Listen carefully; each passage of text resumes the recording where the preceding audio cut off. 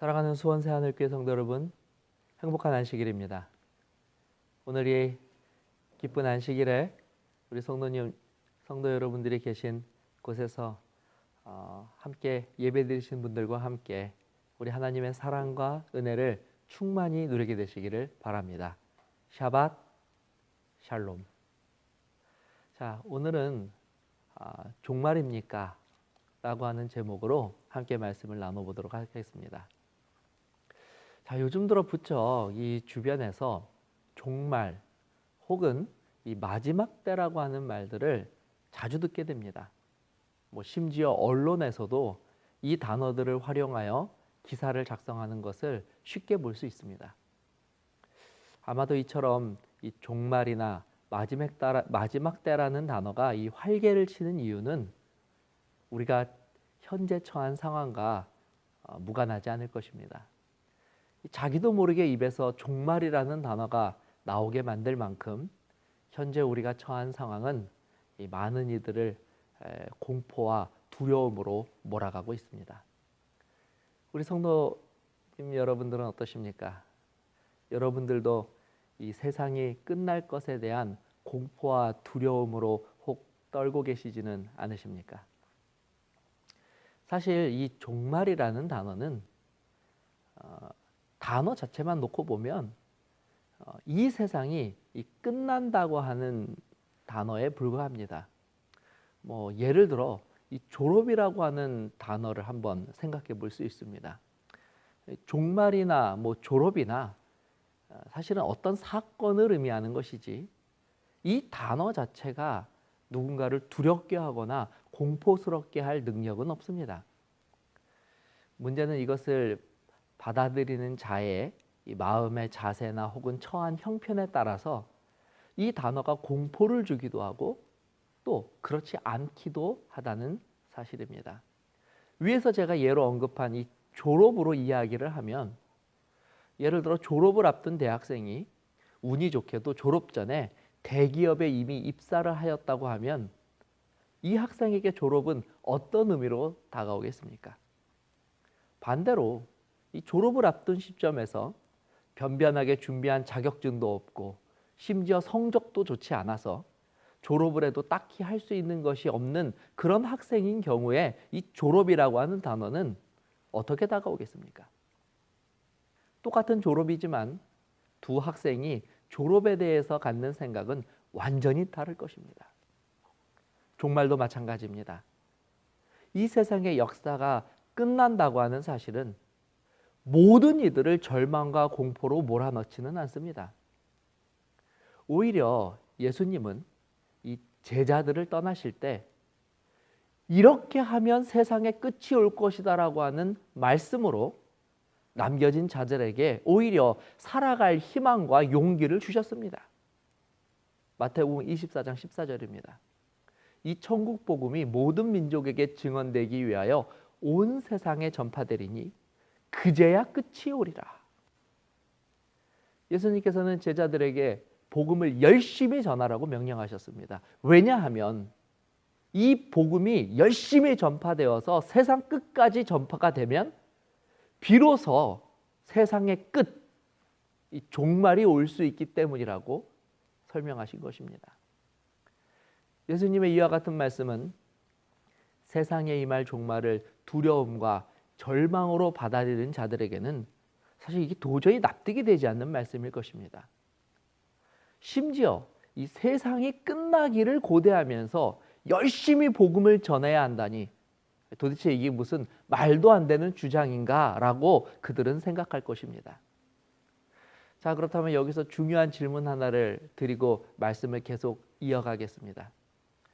지금 이 방송을 함께 시청하시는 우리 성도님들께 여쭙겠습니다.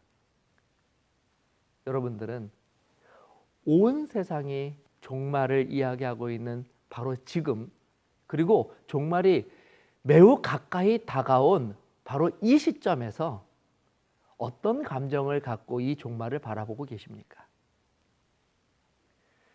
이미 우리가 이 수년에서 수십 년째 아마 교회 생활을 하면서 귀에 이 못이 박히도록 들어서 이미 너무나 잘 알고 있는 내용이 있습니다. 근데 저는 오늘 이 시간에 혹시라도 우리가 지금 처한 이 두렵고 그리고 공포스러운 현실로 인하여 이토록 자주 들은 그리고 중요한 진리를 혹 간과하고 계신 분들이 계실지 몰라서 성경을 통해 하나님께서 우리에게 계시하신 이 종말의 실체가 무엇인지를 다시 한번 먼저 말씀드리도록 하겠습니다. 성경이 우리에게 가르쳐주는 종말의 실체, 한마디로 말씀드리면 성경이 말하는 종말의 실체는 끝이 아니라 새로운 시작입니다. 예수님께서 세상의 종말을 걱정하는 자들에게 주신 이 귀한 언약의 약속을 우리 함께 읽도록 하겠습니다. 요한복음 14장 1절에서 3절입니다. 너희는 마음에 근심하지 말라. 하나님을 믿으니 또 나를 믿으라. 내 아버지 집에 거할 것이 많도다. 그렇지 않으면 너희에게 일렀으리라. 내가 너희를 위하여 거처를 예비하러 가노니 가서 너희를 위하여 거처를 예비하면 내가 다시 와서 너희를 내게로 영접하여 나 있는 곳에 너희도 있게 하리라.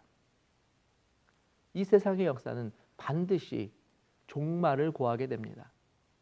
그러나 그것은 이 코로나 때문도 아니고 식량 부족이나 핵전쟁, 소행성의 충돌, 기후변화 때문도 아닙니다. 이 세상 역사가 끝나는 것은 죄 때문입니다.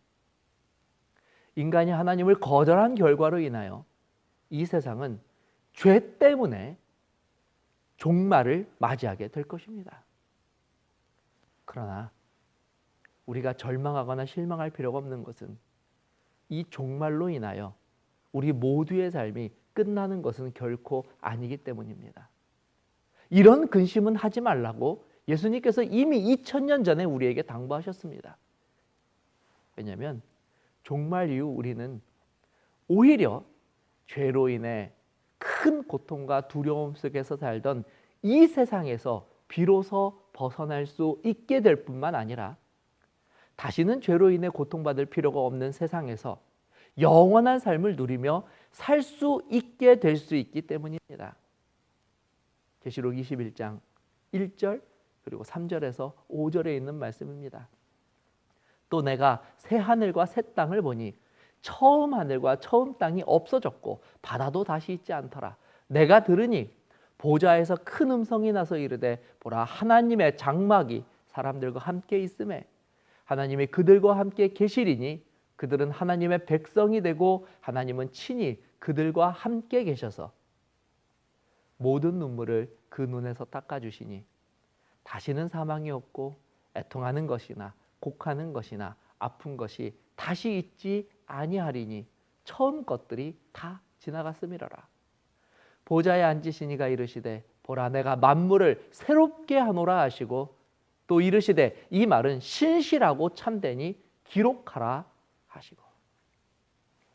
그러므로 이 종말의 시대에 종말을 바라보는 저와 여러분의 태도는 분명 불신자들의 생각과 태도와 감정과는 큰 차이점을 보여야만 합니다.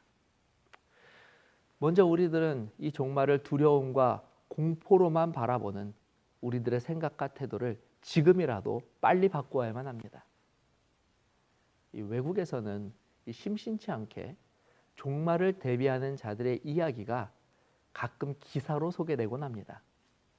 최근에 코로나 사태와 맞물려 이 종말에 대한 두려움이 극심해지자 미국의 유명한 전기차를 생산하는 회사인 이 테슬라에서는 종말을 대비한 지하 벙커 디자인을 공개해서 최근에 아주 큰 화제를 불러일으켰습니다. 자, 이 사진 속에 있는 건물이 바로 종말을 대비할 수 있다는 바로 이 벙커입니다. 벙커는 허리케인, 지진, 심지어 이 방사능 오염과 같은 재해에서도 모두 견뎌낼 수 있도록 아주 단단하게 설계가 되었다고 합니다. 게다가 이게 좀 황당하기는 좀 한데요. 이들은 요즘 영화나 드라마 소재로 자주 나오는 혹시 모를 이 좀비들을 막기 위해서 이 좀비들이 기어오를 수 없도록 외벽을 대각선으로 만들었다고 자랑합니다. 그러므로 상상 속의 존재인 좀비들조차도 이 벙커를 넘어서 그들을 위협할 수 없다는 것이지요. 당연히 이 건물은 이 외부의 물자 공급이 완전히 끊어져도 자체적으로 물과 공기를 정화할 수 있는 시스템을 갖추었으며 전기도 태양이나 풍력을 이용해서 얼마든지 이 자가 발전할 수 있도록 설계되었다고 합니다. 근데 제가 이 기사를 읽다가 좀 씁쓸한 것은 이 종말 대비 벙커로 들어갈 수 있는 인원이 최대 7명뿐이라는 사실입니다. 7명. 게다가 이들이 이 안에서 이 종말을 피해서 안전하게 거주할 수 있는 기간도 역시 최대 1년뿐이라는 것입니다. 그렇다면 이 세상에 종말이 오면 이 안에 들어간 단 7명만이 그것도 1년만 더 살 수 있다는 이야기입니다. 안타깝게도 이것이 바로 오늘날 사람들이 종말을 대하는 태도이고 그들이 가지고 있는 해결책입니다. 두려움을 피한 방법으로 찾고 있는 그들의 생각과 방책이 바로 이것인 것입니다. 저는 이런 기사들을 접할 때마다 제가 가지고 있는 이 거룩한 소명에 대해서 다시 한번 생각해 보게 됩니다. 이미 말씀드린 것처럼 우리는 이미 오래전부터 이 종말과 관련된 분명한 하나님의 계획을 깨달아 알고 있는 자들입니다. 더 확실하게는 먼저 알게 된 자들이라고 할 수 있습니다. 그렇기 때문에 우리는 종말을 대비하기 위한 이 벙커와 같은 것들에 별 흥미를 느끼지 못합니다. 오히려 우리는 하나님께서 지금이라도 하나님께 구원을 의뢰한다면 단 7명이 아니라 원하는 자들 누구든지 이 종말 이후에 있게 될 새로운 세상에서 새로운 시작에 동참하게 하실 것을 우리는 분명히 알고 있습니다. 베드로는 이 요엘서의 예언을 인용하면서 종말과 구원에 대한 내용을 다음과 같이 선포하였습니다. 사도행전 2장 20절 21절입니다. 주의 크고 영화로운 날이 이르기 전에 해가 변하여 어두워지고 달이 변하여 피가 되리라. 누구든지 주의 이름을 부르는 자는 구원을 받으리라 하였느니라.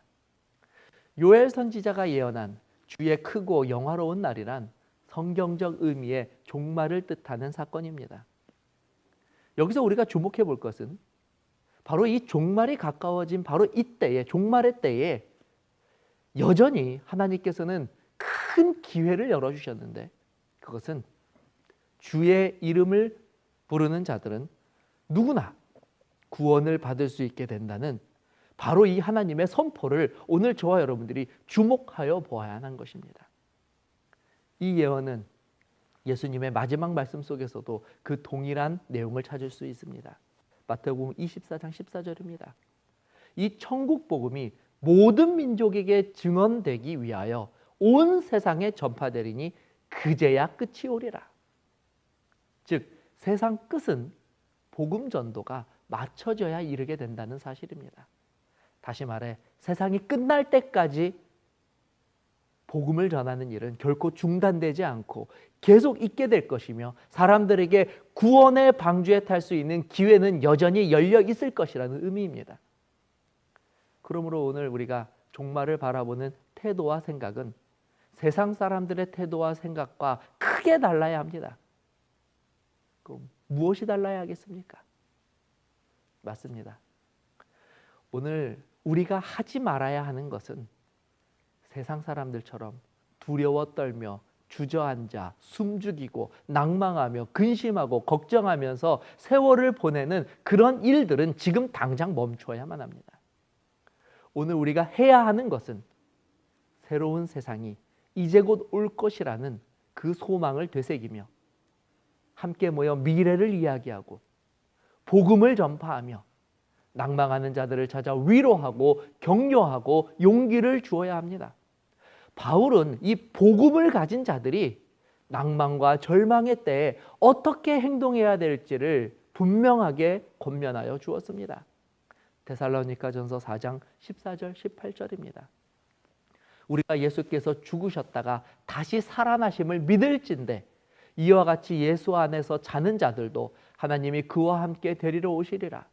우리가 주의 말씀으로 너희에게 이것을 말하노니 주께서 강림하실 때까지 우리 살아남아 있는 자도 자는 자보다 결코 앞서지 못하리라.